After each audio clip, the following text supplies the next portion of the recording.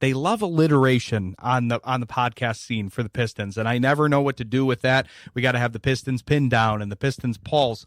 I like that where they kind of zigged, Mickey and Harry zagged, and they went with the Order of the Blazing Horse. It's my nominee for my favorite name of a Pistons podcast. It's got great content, good fit for us on the show here because it's a good fit of great information, but they also like to have fun and they like to joke around. And so good fit for the initial part of this segment, Mickey, which is it's National S'mores Day. So I'm curious if you would want to swap out, it's okay to be a traditionalist and say, hey, I want that graham cracker. I want the marshmallow. I want, the Hershey chocolate bar. But do you want to switch anything out? Do you want to switch out the graham cracker? Do you want to switch out the Hershey bar and have something else? Somebody answered Rolos earlier in the show, and I thought that was a great answer. This is really interesting. I'm so glad you asked. I'm going to say let's swap out chocolate.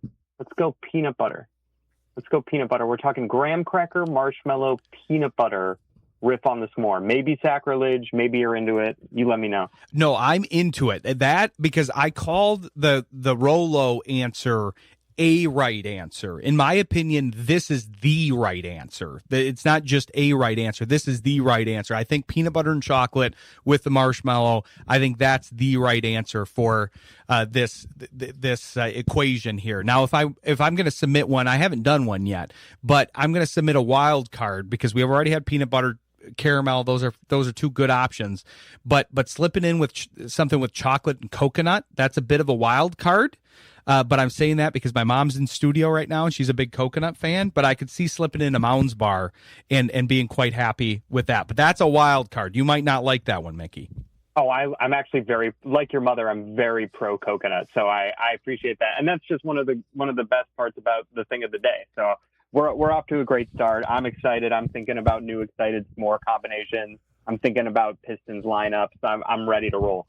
Well, this is why we like having you guys on. Harry really rolled. I don't know if you listened to his appearance, but he really rolled with the thing of the day and the randomness of the show. He told me that he was inspired by Tobias Harris's wardrobe, and we started talking about that. So we'll see how off the rails we get in this conversation. I also didn't know that he essentially lives with another guest of the show. That's something I learned after the show. So there's just a lot of overlapping threads here, but no, I'm excited to get your takes on the Pistons here because I was reading an article the other day where they were talking about basically the impetus was an intentionally unsuccessful offseason for the Pistons. And I thought it was an interesting way to put it because I've always been in the camp of, okay, I don't want to make this move for Kevin Durant, Kyrie Irving, fill in the blank, injured, aging veteran that will not adjust to your locker room.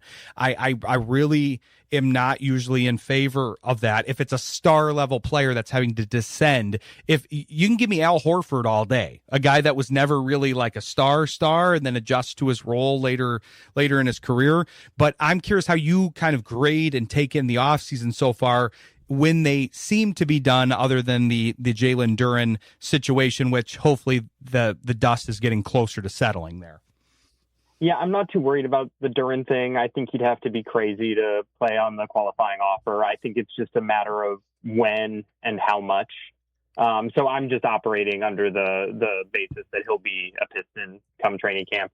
Yeah, not the sexiest, not the splashiest off season, but certainly addressed needs.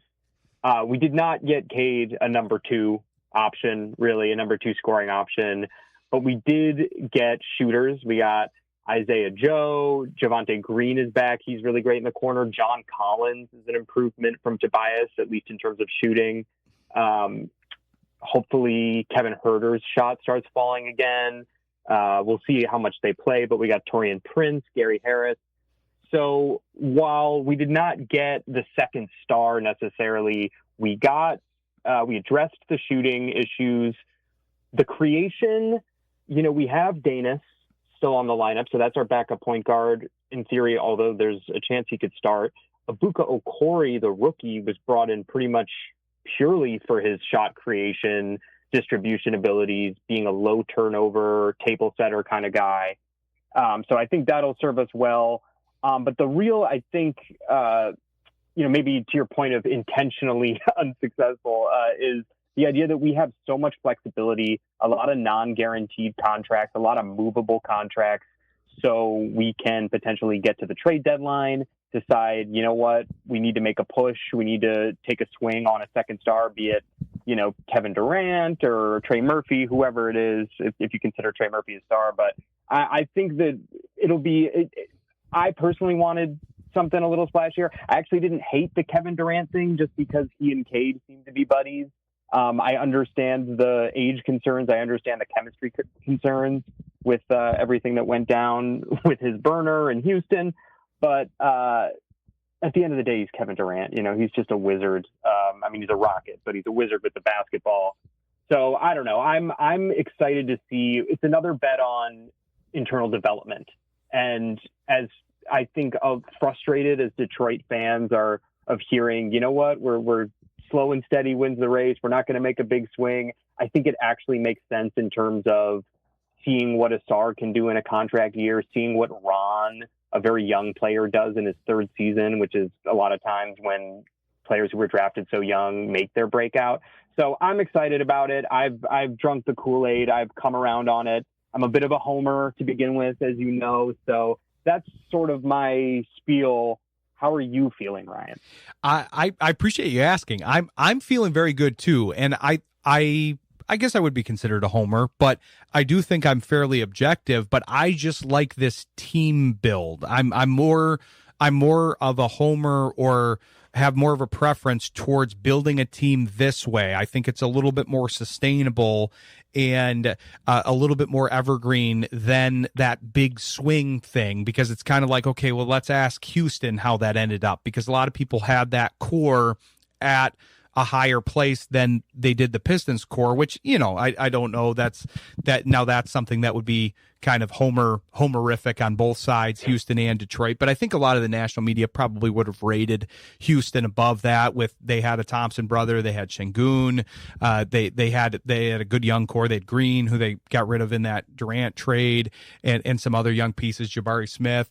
So depending on who you included in there, that was a great young core. And I get that it's 1 year and things could have ended up different, or could end up different, but it just didn't really meld for me.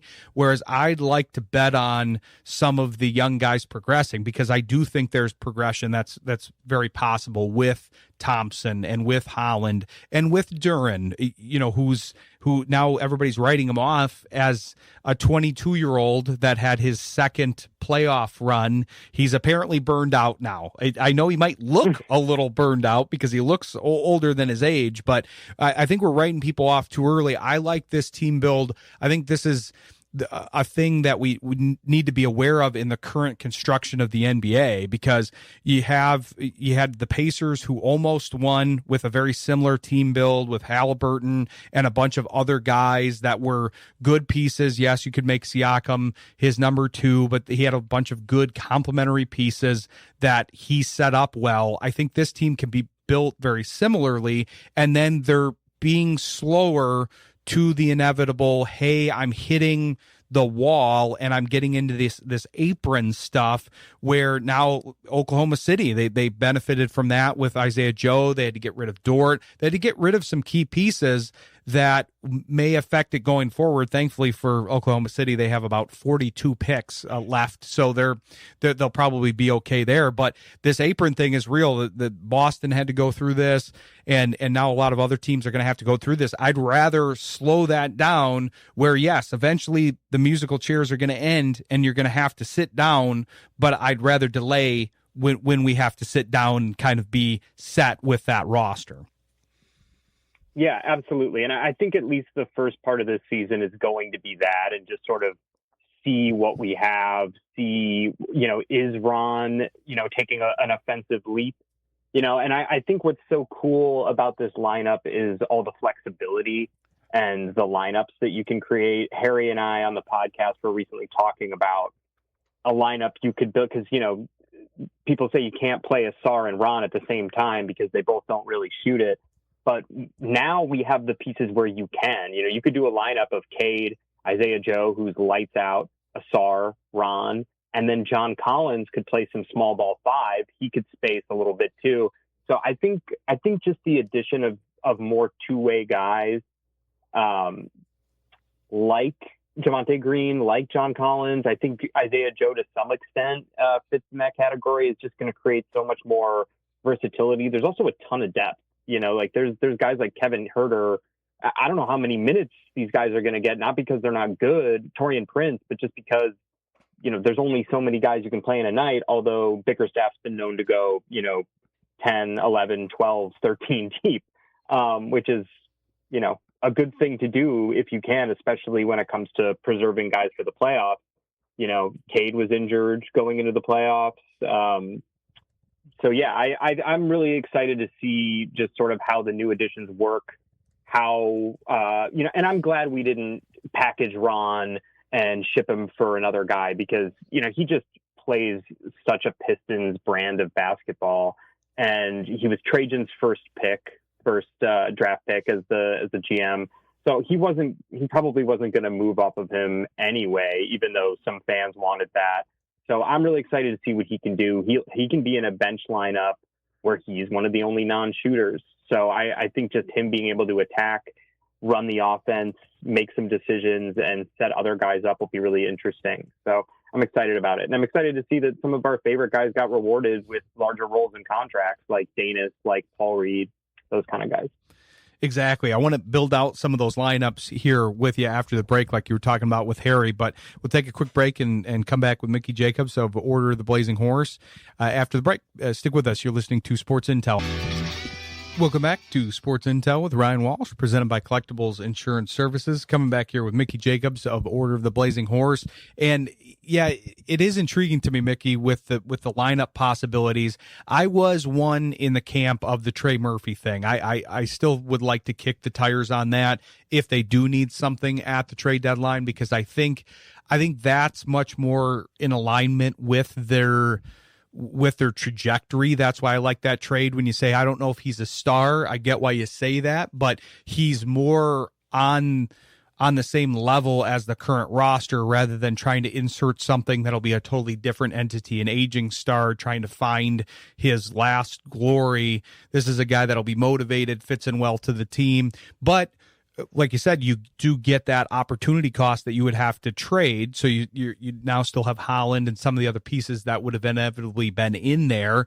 And I'm excited for third year Ron, and I'm excited to see kind of one of the problems, I'm putting that in quotes, that they had last year is pretty much everybody, aside from maybe one or two players, I would say exceeded a reasonable expectation that you could have had for them last year. And that was a very good thing, but it also led to an expansive rotation. And I could see something similar this year because, yeah, they thinned a couple folks out and they got rid of Stewart and elevated Reed, but they also filled in some back end guys where you're going, okay, this is another deep rotation this year. Yeah, no, absolutely. Yeah, I'm I liked the Trey Murphy rumors too. I mean, whether he's a star or not, we can quibble about that. No player is perfect, and I think he would instantly come in and be, the strongest offensive threat Cade's ever played with. You could say that about a lot of people, to be honest. But the asking price was apparently 3 first-round picks, and then whatever contract money you would have to get there. I would do that. It sounds really hefty, and it is, but he's on a real sweet contract. I think he's making under 30 a year. His age is right. The big knock on him from people is that he's not as much of a creator.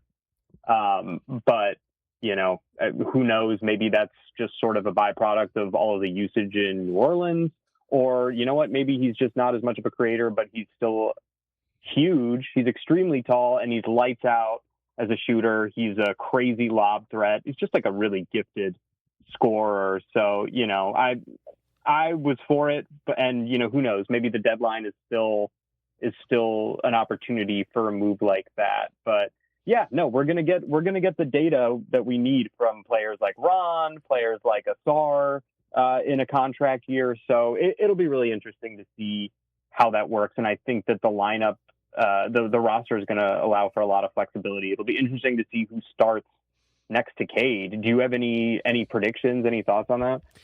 It is that is an interesting spot. It's weird because you alluded to the thing that I find the most interesting, I think, about that off guard position, which is there's a weird dichotomy between starting Danis and bench Danis. And I don't know what to do about that, because you would think he would be okay with coming off the bench, and he's okay with being a grinder. He's been a grinder most of his career.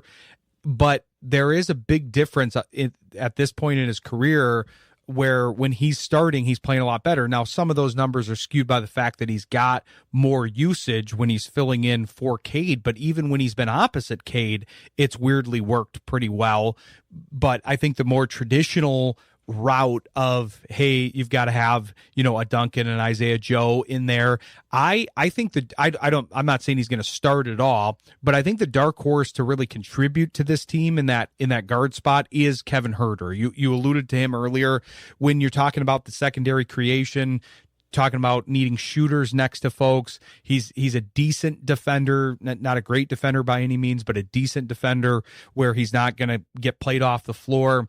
I think if he's healthy this year, he will be more valuable in that rotation, but I'm still not sure where that puts people. I think that's more, hey, he's in the second unit, gives you a little bit more faith in him as a ball handler, as an off guard or a complementary piece, and then you still have to fill that other role. I think the big thing to me is I think we've got to build out the rest of the starting lineup in order to make that question, answer that question, because obviously you got Duren, who we're assuming is gonna slot in there. You've got Thompson, but I've heard people advocating for him to be anything from 2 to 4, which I thought was interesting. So I'm going to now answer your question with a question and say, where are we putting Thompson? What number is he? I think he's the starting 3. Whether he can play minutes at the 4 or not, I think that you want Collins there for his spacing, for his ability to, he's a little bit of a tweener, 4 or 5 kind of guy, so he can play some stretch 5 minutes. But Ausar seems to primarily be utilized as a point of attack defender. So usually it's, the other team's best guard, the Tyrese Maxeys, the Tyrese Halliburton, all the Tyreses, essentially. But no, I mean, he seems to usually guard sort of the head of the snake of the other team, which is usually a point guard. James Harden, Donovan Mitchell, these sort of threats. And, I think Cade could guard 4s. I think John Collins could guard 4s. But I don't know. It seems like they generally want to use Ausar. It's a little bit positionless basketball, but I think just with John Collins' ability to shoot it makes sense to have Ausar slotted in that 3 position. But I mean, depending on who else starts, maybe, if Danis is starting, he's a pretty good point of attack defender. I don't know if he's, the stopper that Ausar is. In fact, he's not, but he maybe would open up Ausar to guard, the Pascal Siakams, the Kevin Durant's, the bigger, the Paolo Bancheros. But I'm not sure. It'll be really interesting. The Danis at the starting 2 thing is interesting too, because whether he starts there, he certainly closed a lot of games. He's extremely clutch, like in the same way that a couple of years ago Dennis Schroeder would close games, especially in the playoffs. Having that extra handler was so important. It does seem like Bickerstaff and Weaver like to start games with 2 shooters next to Cade. In this case, it was Duncan and Tobias. And, Tobias is a scorer, but he's not as much of a 3-point specialist, like in the same way. I'm not saying John Collins is a specialist, but his numbers are better than Tobias in that department. So what he lacks in Tobias's ability to create his own shot, he makes up for in, I think, a little bit of size and just his ability to be more of a sniper. So kind of went all around the world with it there. But I think it sort of speaks to the flexibility. I think the 2 spot is still a bit of a question. And to the point of Duncan, we still have too many players on this roster. So whether it's a big splash for a Trey Murphy or just, shipping someone for a few seconds, there will have to be another move at least. So I'm curious. I feel like Duncan hasn't been with the team as much. That's not to say that he won't be a Piston come training camp, but it's a little bit more of a question mark to me. And I'm glad you brought up Kevin Huerter, just because if he's able to rehabilitate that 3-point shot, I think sky's the limit for him a little bit. I think he does so many things well. I think he's a solid defender. To your point, he's not incredible, but he's good. I remember him giving Tobias fits a couple of years ago on defense, and Tobias is a good amount bigger than him. And he's a really good cutter. He's really good around the rim. He's got a good assist to turnover ratio. I think it's like 3 to 1.5 or something like that, or something like. Anyway, it'll be an. I'm glad that there's competition at these roster slots, though.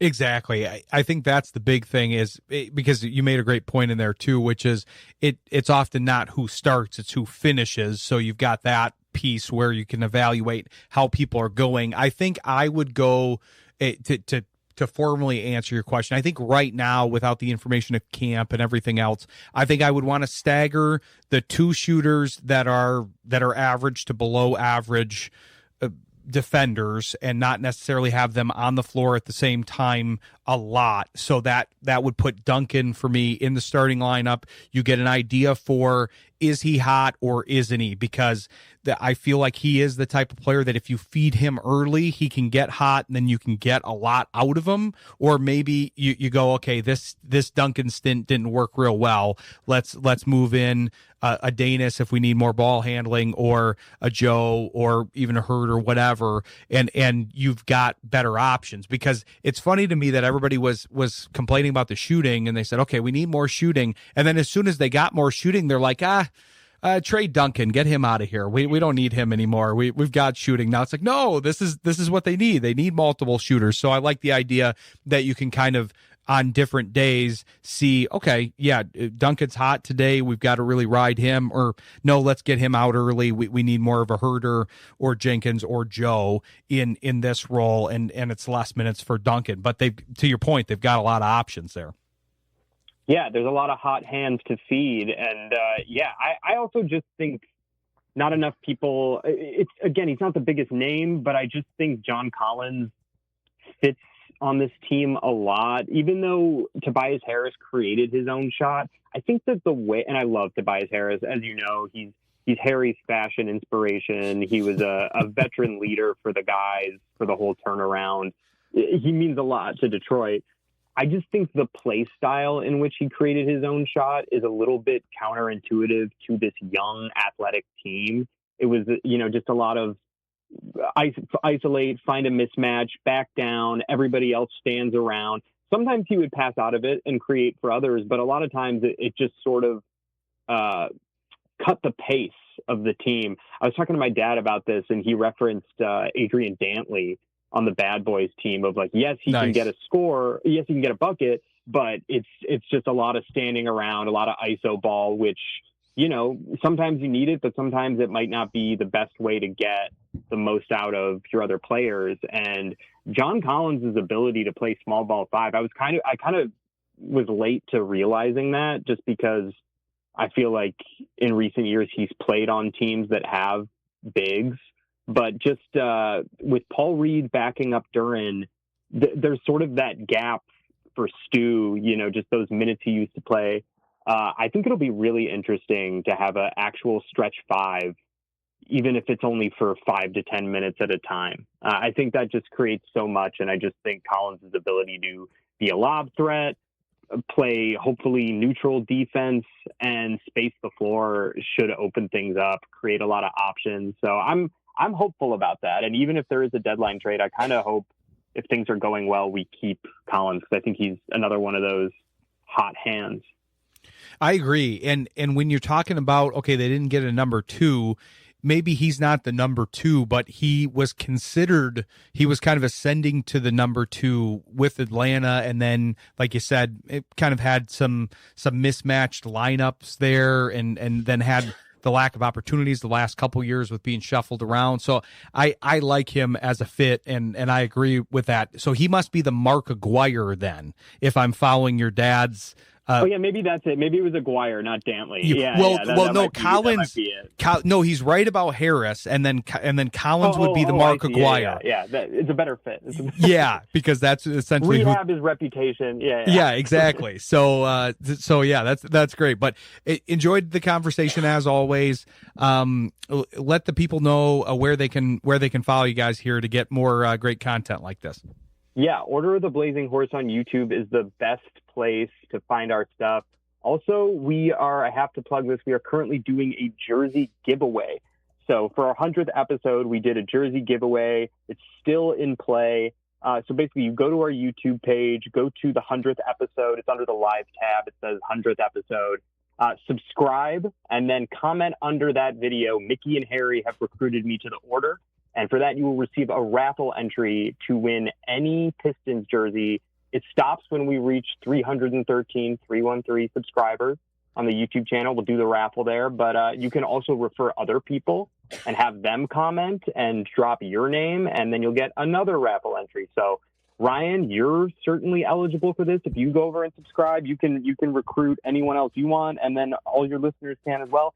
I don't know of any other Pistons pods doing jersey giveaways over here. So, pretty excited about that. Someone's going to get some pretty cool Piston swag. Harry told me it was going to be a Mehmet Okur jersey. Is it still a Mehmet Okur? That's been the joke, is that it's been you can get any third string Piston from 15 years ago. No, it's any jersey. It's any jersey, not just Rodney Magruder. You can have anyone you want. We'll hook it up. Perfect. That's great stuff. Yeah, I'll definitely be sending people over there, and we appreciate you coming on, and we'll definitely have you guys back on soon here. Great. Thanks so much for having me, Ryan. Always a pleasure. Thanks, Mickey. We'll talk to you soon. Bye. Thanks to Mickey Jacobs. Appreciate him coming on.